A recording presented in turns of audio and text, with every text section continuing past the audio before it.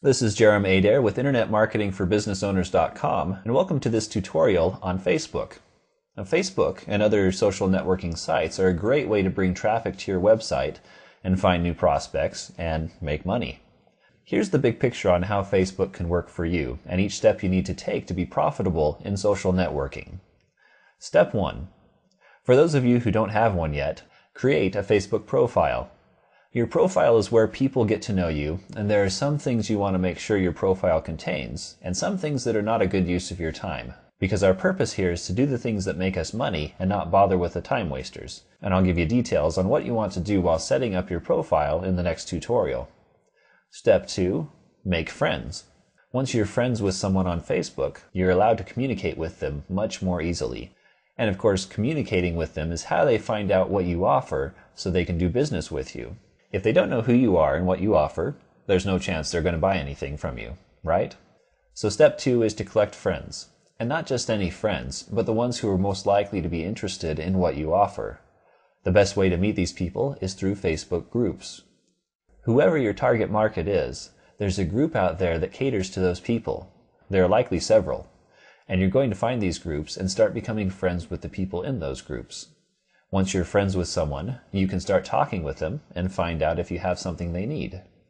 You can also find out if your potential customers have a need that isn't being fulfilled, and there are certain ways you want to go about this that are very effective and won't get you kicked off of Facebook. Step 3.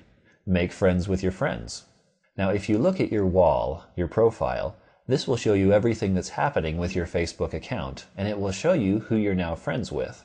Most of these people you haven't had a chance to talk with, but they are in your friends network now, so you can and should contact them because many of them probably need what you have, or they will need it at some point in the future. And when they have the need, you want them to come to you. So you want to contact these people. Pretty soon you're going to be in communication with hundreds and then thousands of your prospects through Facebook, and there are easy ways to keep track of who you've talked to and what you've talked about, and keep in contact with them so you can find the best prospects. And the best part of all this is you can do this in just minutes a day. If you're like me, you've got a lot going on and you need a systematic and profitable way to keep this going. So you'll want to get in touch with these people and stay in touch with them in a non-time consuming way, and it can be done. Step 4. Mass communication.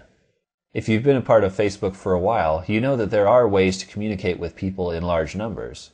Meaning you can get information in front of a lot of people at one time and reach a much wider audience more quickly. I'm not talking about advertising on Facebook. What I'm talking about is reaching the masses through groups and through sending messages to your own friends in bulk. Now, if you've been a part of Facebook for a while, you know that mass communication is mostly ineffective on Facebook, except under certain circumstances where it works very well. And you'll want to take advantage of this ability to communicate with large numbers of people, and if done correctly, it will benefit your business a lot. Mass communication can and should be done on Facebook, and we'll talk more about how to make that work for you. Step 5. Create a group. In many cases, creating your own group on Facebook is a great idea. When you do this, people can find you and join you without you having to make contact first, and then you have their permission to send them information. You want to create a group that builds itself and gains a lot of momentum and members quickly, but if you look around, you'll notice that most Facebook groups aren't really going anywhere. The last thing you want to do is form a group and get stuck at 27 members who don't participate and the group becomes stagnant. You want to create a group that is constantly growing, such that anyone who sees your group will want to be a part of it, and the group will build on itself. And there's a right way and a wrong way to do this. If you do this correctly, then your influence among your prospects will grow exponentially, and you'll become a leader in your field on Facebook, and that's the position you want to be in. Starting a successful group is not difficult if you have a few things in place and you know how to best get it started. And there are a couple other advanced things that you can do on Facebook to really get things rocking that we'll talk about, as well as some of the common time wasters and ineffective activities that a lot of business owners don't realize are hurting their business.